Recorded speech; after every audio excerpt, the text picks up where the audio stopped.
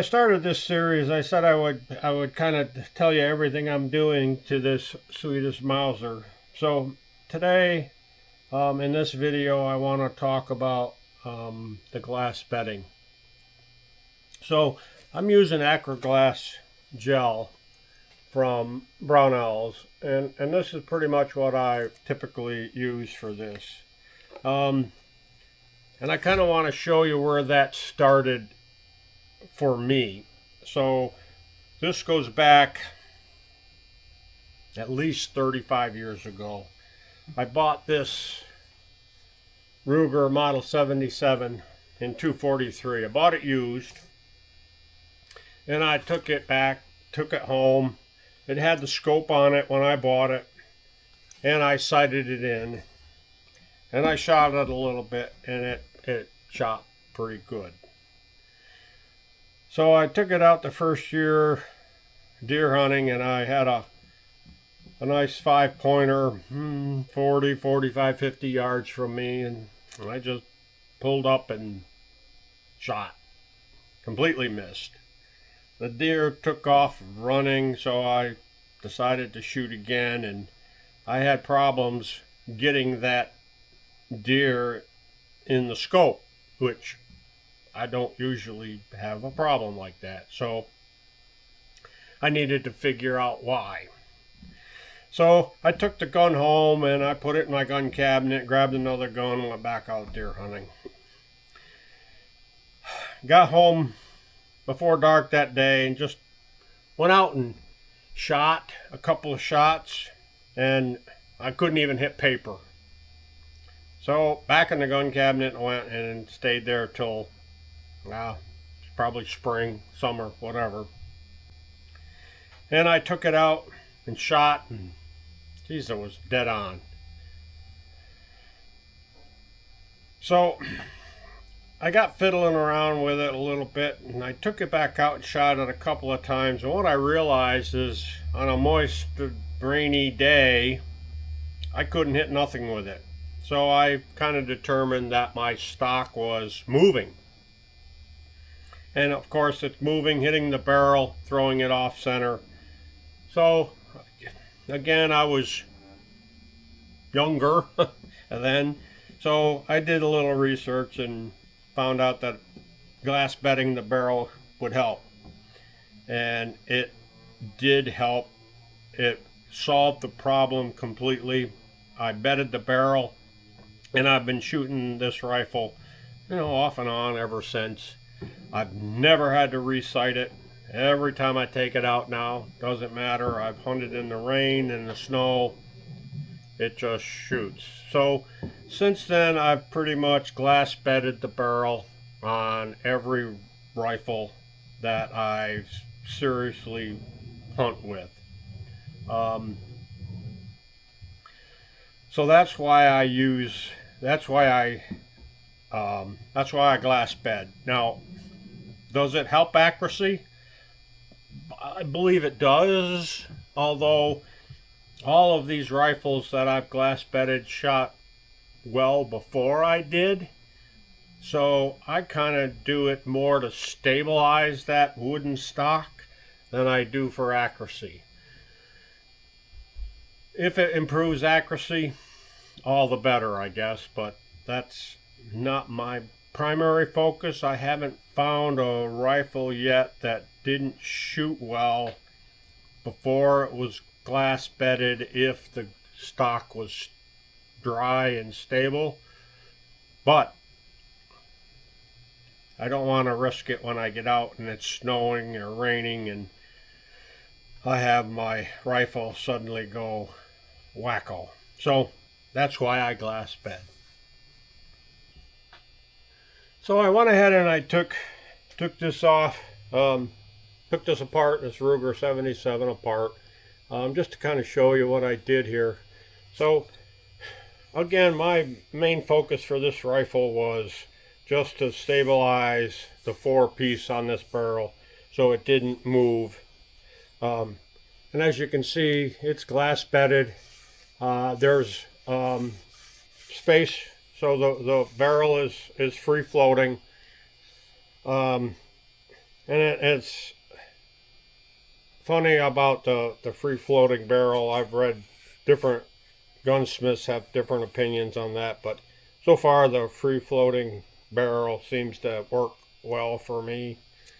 I didn't do the lug as much as I could have, I guess, but this rifle will shoot in a dime at 100 yards, which is plenty accurate for me, and definitely plenty accurate for deer hunting.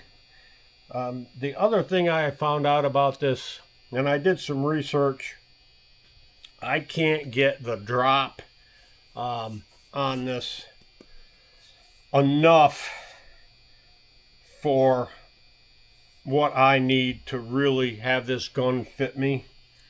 And I did some research way back then, and I guess that was a common problem with this model. Ruger kind of tried to save on stock, I guess, save on the walnut, and they didn't quite leave enough beef. So I did do a little work on it, but it's not perfect. And it's definitely not something that you snap shoot really to the best of your ability, I guess. So, but I like the rifle, and I'm not going to mess with it anymore.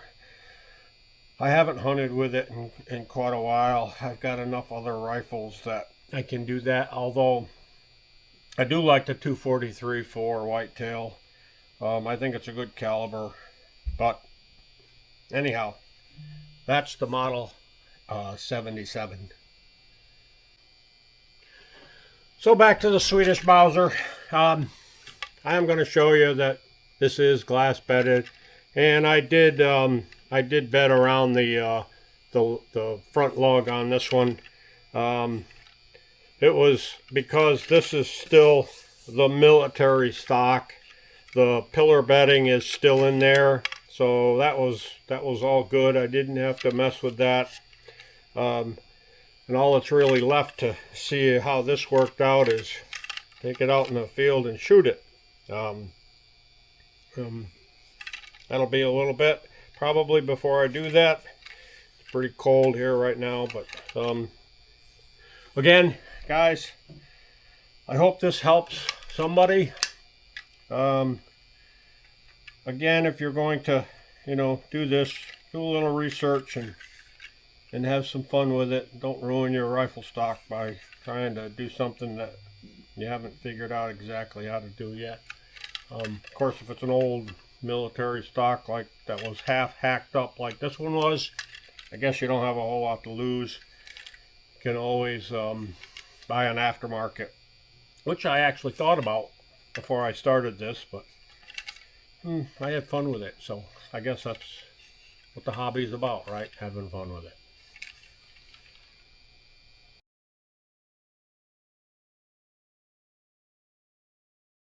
This rifle is already pillar bed. It's got the pillar in there still because this is still the military stock. So I will probably do a little bit in here, but it's not too much of a concern at this point.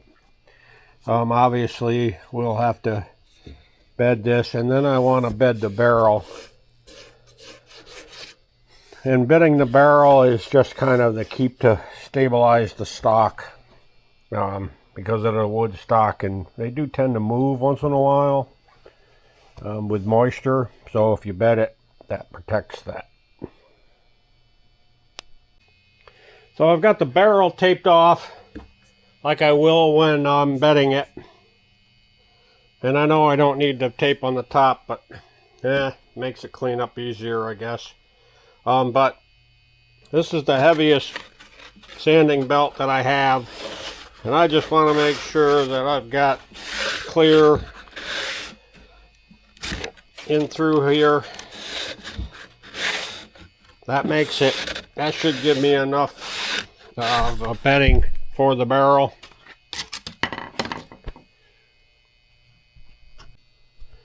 Well, I've got the barrel or the stock ready. The barrel's ready.